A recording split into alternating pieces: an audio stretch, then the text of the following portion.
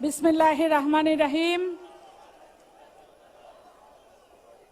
হবিগঞ্জ জেলা বিএনপি কর্তৃক আয়োজিত আজকের এই বিশাল জনসভায় আমাদের মাঝে উপস্থিত আছেন আমাদের প্রিয় নেতা বিএনপির চেয়ারম্যান জনাব তারেক রহমান। দীর্ঘ 17 বছর যার জন্য ধীর আগ্রহে আমরা অপেক্ষা করেছি, গ্রেপ্তার হয়েছি, জেলখানায় গিয়েছি, তবু আপোষ করিনি।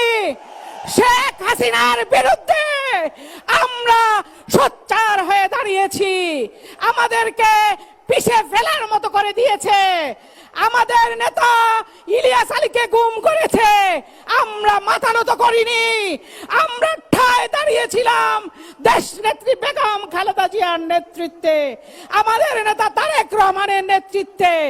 কবি কবিতা লিখেছিলেন, তুমি এলে হবে নবান্ন, প্রতিজ্ঞার হবে শেষ, তোমাকেই চায় বাংলাদেশ। প্রিয় নেতা এসেছেন, আপনারা এই কুয়াশার চাদরে ঘেরা মাঠের মধ্যে অপেক্ষারত আছেন। আমি আমার বক্তব্য দীর্ঘায়িত করব না।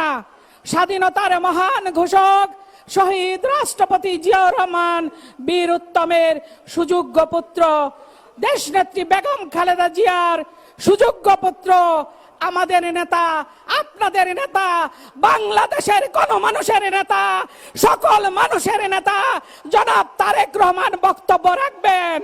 তিনি পরিচয় করিয়ে দিবেন এই হবিগঞ্জ জেলার 4টি আসনে যারা ধানের শীষের মনোনয়ন পেয়েছেন।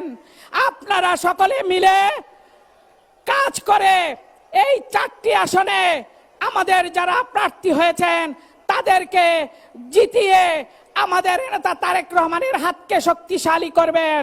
সেই কারণে সকলে এখন করতালি দিয়ে আপনাদের সামর্থ্যটা প্রকাশ করবেন। 2 হাত তুলেন তো, তুলে করতালি দেন। ধানের শীষকে আমরা জিতিয়ে নিয়ে আসবো ইনশাল্লাহ। আজকের এই জনসভা থেকে আমাদের নেতার সামনে আমরা প্রতিজ্ঞা করছি, আমরা ধানের শীষের বিজয়কে সুনিশ্চিত করব। আমরা আমাদের নেতার নেতৃত্বে সমৃদ্ধ মানবিক বাংলাদেশ গড়ে তুলব।